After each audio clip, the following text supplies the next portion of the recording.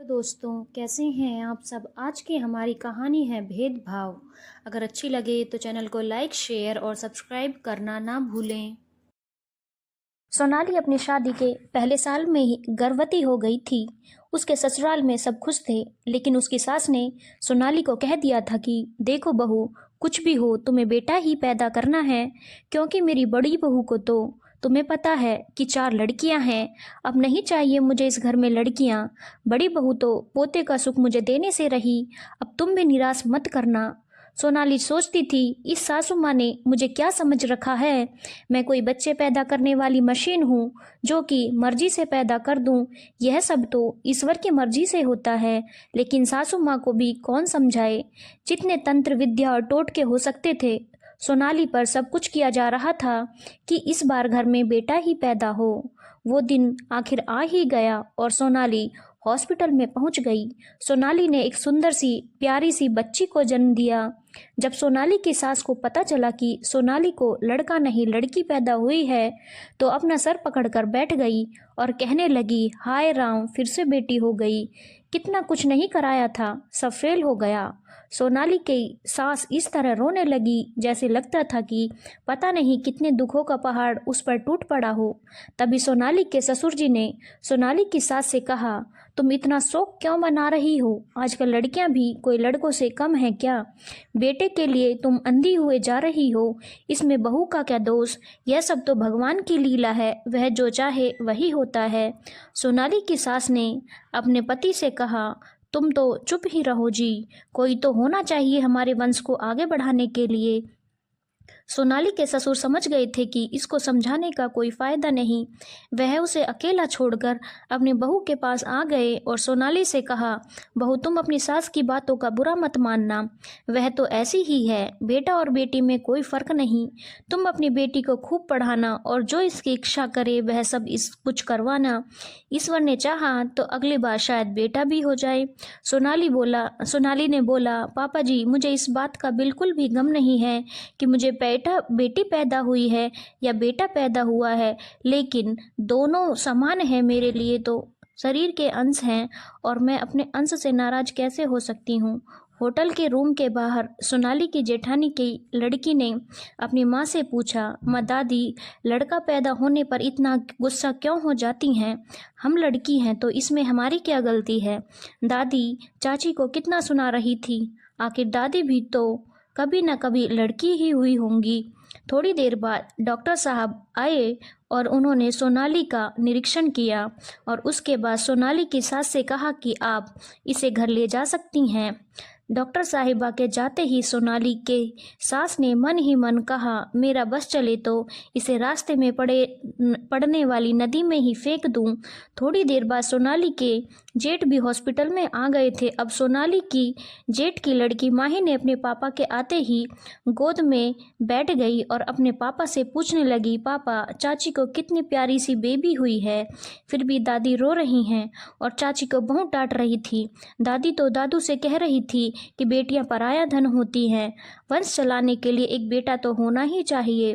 पापा, यह पराया धन क्या होता है। माही के पापा अपनी मासूम सी बच्ची को कैसे समझाते कि पराया धन क्या होता है। माही के पापा ने बड़े प्यार से अपनी बेटी को समझाया कि बेटी, पराया था वह होता है जो हम किसी से उधार लेते हैं और कुछ दिनों के बाद हम उसे वापस कर देते हैं। उस पर हमारा हक बहुत दिनों तक नहीं रहता, कभी ना कभी हमें वापस करना ही होता है। उस धन से हमें ज़्यादा मोह माया नहीं रखनी चाहिए। माही के पापा समझाते समझाते रोने लगे और अपनी बेटी से कहने लगे, लेकिन तुम मेरी पराया धन नहीं हो, तुम तो मेरी जान हो, तुमसे दुनिया है मेरी। माही ने भी अपने पापा के गले लगकर कहा, पापा, मैं भी आपसे दूर नहीं जाऊंगी कभी भी। माही को कौन समझाता, लड़कियों को एक ना एक दिन शादी करके घर छोड़ना ही होता है।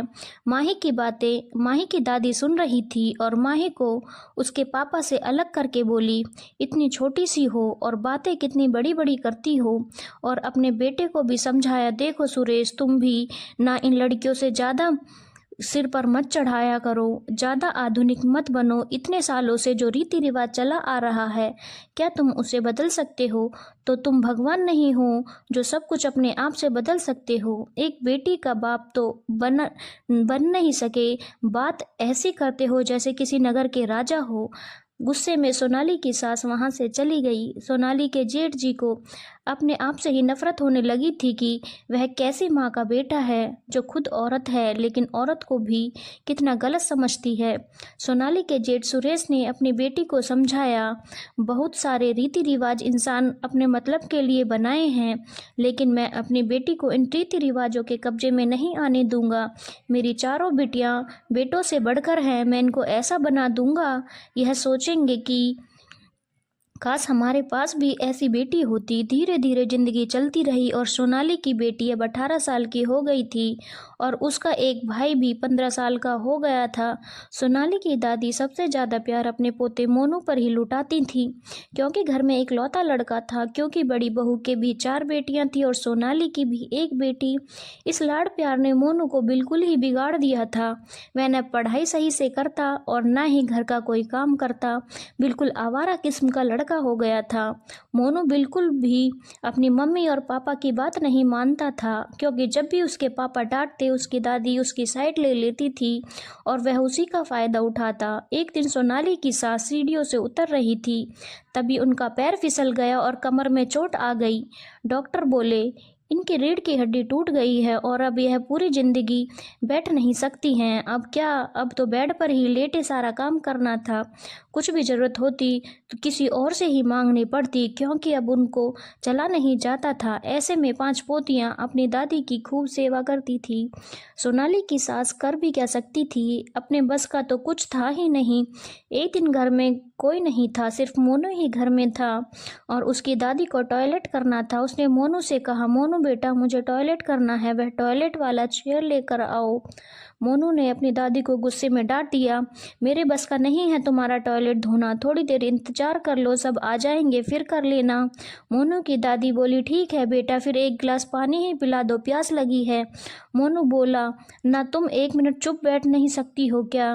तुम देख नहीं रही हो मैं कितना इम्पोर्टेंट काम कर रहा हूँ? थोड़ी देर चुपचाप बैठो, पानी बिना मर नहीं जाओगी, 5 मिनट में अभी सब आते होंगे तो दे देंगे। आज मोनू की दादी को एहसास हो गया था कि लड़कियां सच में हीरा होती हैं। 5 लड़कियां इतने दिनों से उसकी सेवा करती, लेकिन कभी भी अपनी दादी को ऊंची आवाज में नहीं बोली। और आज मोनू को सिर्फ पानी मांगा तो पानी भी नहीं लाया। ऐसा पोता होने से क्या फ़ायदा, इससे अच्छा है कि घर में पोतियां ही हों। मैं भी कैसी अंधी हो गई थी, न जाने मैं कैसे भूल गई थी कि मैं भी एक औरत हूँ और औरत का दर्द एक औरत ही समझ सकती है। थोड़ी देर बाद सारे लोग घर के बाहर आए तो देखा कि उसकी दादी बिस्तर पर ही पूरी तरह से टॉयलेट कर दी है। सोनाली ने अपनी सास को कहा, मोनू को क्यों नहीं बोला, आपको टॉयलेट करना था तो? सोनाली की सास ने कहा, मैंने मोनू से कहा था लेकिन वह मुझे डांट दिया। सोनाली ने अपने बेटे को डांटा, लेकिन वह बोला, मम्मी मेरे बस की बात नहीं है सब करना। सोनाली ने अपनी सास के टॉयलेट साफ किया और आंखों ही आंखों में सोनाली ये महसूस कर रही थी कि उसके सास जो अपने अंदर एक बेटा होने का घमंड पाले हुई थी, बेटा ही सब कुछ होता है, वह कहीं ना कहीं उनके अंदर से गायब हो चुका था। उस दिन के बाद से सोनाली की सास के अंदर अपनी पोतियों के प्रति इतना प्यार और सम्मान जागा था कि कहा नहीं जा सकता। धन्यवाद दोस्तों, अगर आपको कहानी अच्छी लगी हो तो चैनल को लाइक, शेयर और सब्सक्राइब करना ना भूलें।